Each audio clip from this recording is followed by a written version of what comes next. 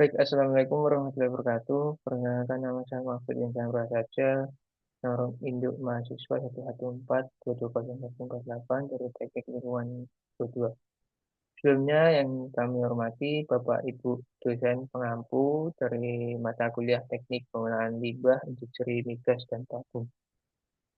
Di sini saya akan mempresentasikan terkait tugas individu saya, tugas besar dari program MBKM yang saya laksanakan kemarin di PT Pertamina Hulu Rokan Rantau Fruit di Aceh, Tamiang. Judul yang saya ambil yaitu Perencanaan Pengelolaan Limbah Bahan Berbahaya dan Beracun B3 Industri Migas dan Panas Bumi. Studi kasus dari PT Pertamina Persero Refinery Unit 14.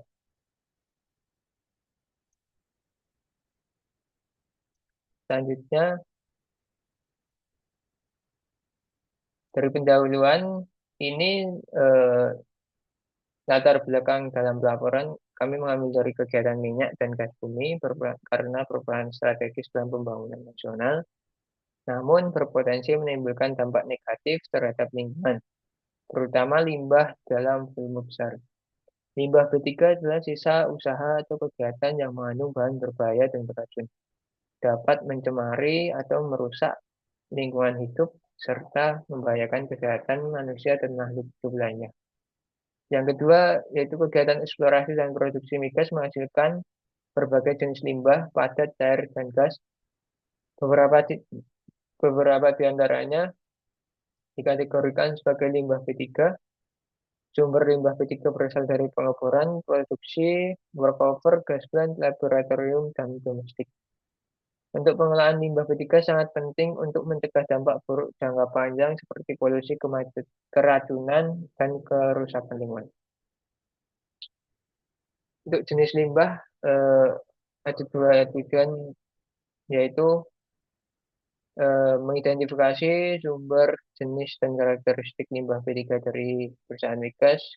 Yang kedua, mengetahui pengelolaan limbah B3 berdasarkan penanganan di salah satu perusahaan migas, yaitu PT Pertamina.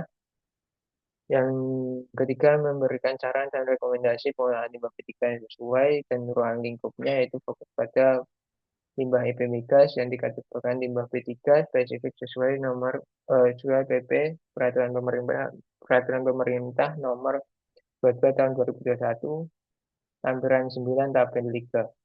Yang kedua mencakup dua kegiatan utama yaitu kilang minyak dan gas bumi, eksplorasi dan produksi.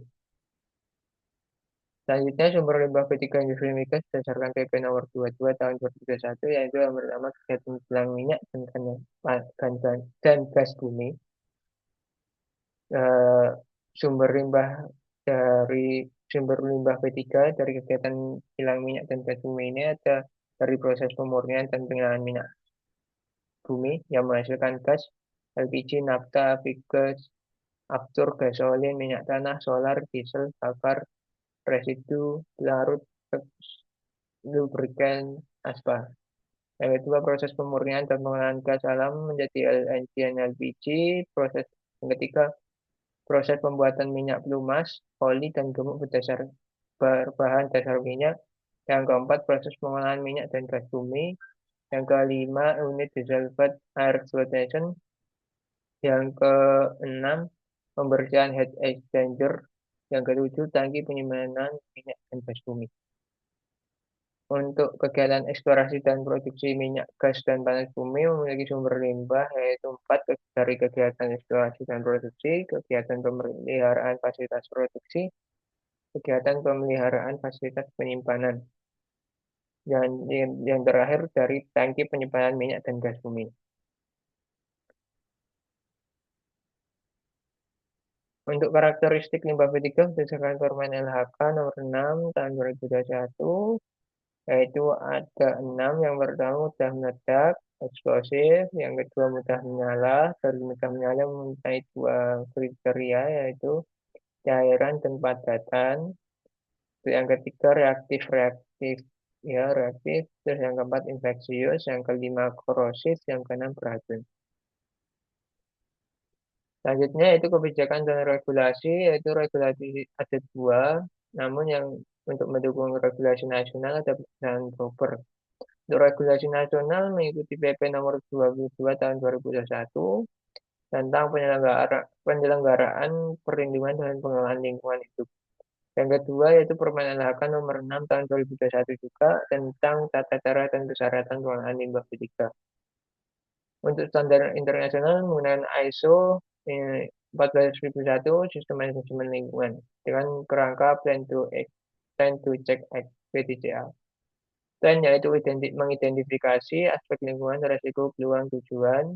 Yang kedua itu melaksanakan alokasi sumber daya peran tanggung jawab, kompetensi, komunikasi, pengendalian, operasional.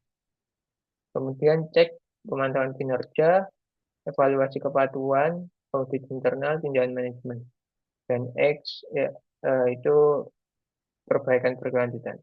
Untuk pelaksanaan proper ini sebagai mendukung bahwa program penilaian peringkat kinerja perusahaan dan pengelolaan lingkungan hidup oleh KLHK.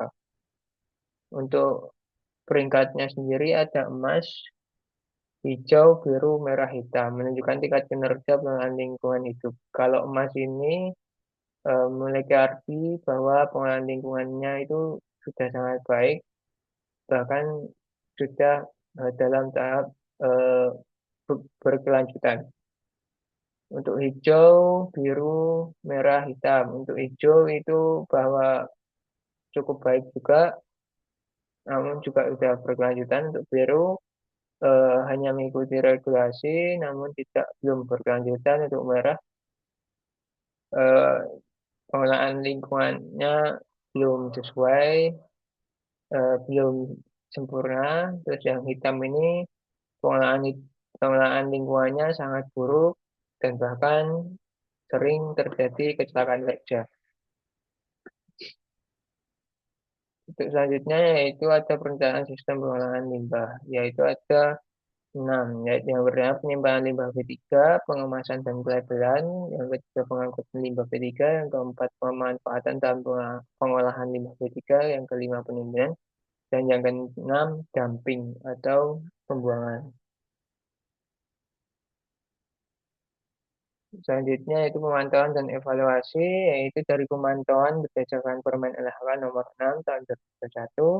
Yang kedua, evaluasi tahapan pengelolaan. Yang ketiga, evaluasi kepatuhan administrasi. Yang keempat, evaluasi kinerja lingkungan umum atau proper. Untuk studi kasus dari PT Pertamina Persero, Rio 4 Cilacap, yaitu limbah B3 yang dihasilkan menghasilkan mayoritas terdiri dari oil sludge, spent catalyst, spent clay, mineral wool, tanah terkontaminasi, dan kemasan bekas produk B3. Dan pengelolaan limbah B3 saat ini meliputi reduksi, pengemasan pewadan, pelabelan, penyimpanan, dan pengangkutan. Kegiatan yang kedua, kegiatan pengolahan dan pemanfaatan diserahkan ke pihak ketiga. Sebagai contohnya ke PT Holcim Indonesia Tbk. Yang ketiga yaitu jumlah limbah bervariasi tergantung proses produksi. Contoh oil spillage meningkat saat tank cleaning, pembersihan tangki. Terus yang keempat, laporan neraca limbah B3 dilakukan setiap 3 bulan kepada KLH, PLH, Kabupaten Cilacap, Ditjen Migas, dan Pertamina Pusat. Selanjutnya yaitu pelaksanaan proper program penilaian kinerja perusahaan dan pengelolaan lingkungan hidup oleh KLHK. Peringkatnya ya seperti itu.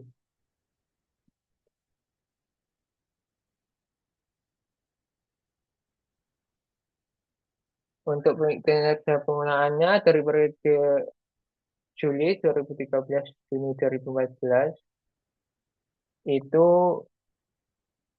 total dari jenis limbah B3 seluruhnya baik dari padat hingga cair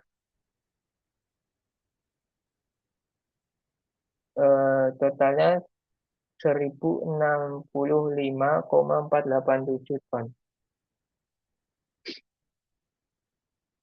selama setahun. Untuk kemudian jumlah hasil perhitungannya yaitu kinerja itu Dari total jumlah awal limbah dikurangi residu yang ditambah dengan total jumlah limbah yang dilakukan perlakuan. Sehingga dikali dibagi total jumlah awal limbah juga dikali 100%. Kalau dari perhitungan kinerja pengelolaan yaitu 1065,487 itu nanti dikurangi dari jumlah total ditambah residu yang akhirnya 1065,487 dibagi 1065,487 dikali 100%. Hasilnya 100%. Dalam artian sehingga PT Pertamina RU 4 Cilacap telah mengelola semua limbah B3 yang dihasilkan dengan baik. Begitu kesimpulan yang ketiga yaitu industri migas menghasilkan limbah B3 dalam volume signifikan yang berpotensi berdampak negatif jika tidak dikelola dengan baik. Yang kedua, pengelolaan limbah B3 harus komprehensif, mulai dari identifikasi sumber hingga upaya pengendalian. Yang ketiga, efektivitas pengelolaan tidak hanya diukur dari presentasi limbah terkelola, tetapi juga dari kepatuhan terhadap peraturan dan penerapan teknis yang sesuai. Untuk rekomendasi yang pertama yaitu peningkatan kepatuhan regulasi. Pastikan semua aspek pengelolaan limbah B3 mematuhi peraturan dan izin yang berlaku, termasuk prosedur teknis, laporan, dan dokumentasi. Yang kedua, optimalisasi sistem pengelolaan. Mulai dari evaluasi dan perbaikan sistem pengelolaan limbah B3 untuk efisiensi, keamanan, dan keberlanjutan, termasuk penerapan teknologi baru dan praktik terbaik. Yang ketiga, pengembangan SDM dan kesadaran.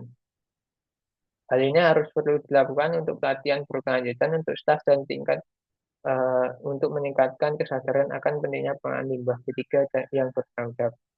Yang keempat yaitu audit berkala dan kolaborasi. Lakukan audit internal dan eksternal secara rutin, serta tingkatkan kolaborasi dengan regulator, peneliti, dan penyedia eh, layanan limbah. Dan yang kelima yaitu tujuan akhir memiliki meminimalkan dampak negatif lingkungan dari limbah B3 sambil berkontribusi positif bagi perekonomian nasional. Baik, mungkin itu saja yang dapat saya sampaikan. Kurang lebihnya saya mohon maaf. Saya Mahfudin Chandra saja mengucapkan terima kasih banyak kepada Bapak Ibu dosen pembimbing kami mata kuliah Teknik Pengelolaan Limbah Industri Minyak dan Gas Bumi, Panas Bumi. Eh, Cukup sekian. Wassalamualaikum warahmatullahi wabarakatuh. Terima kasih, Bu. Pak.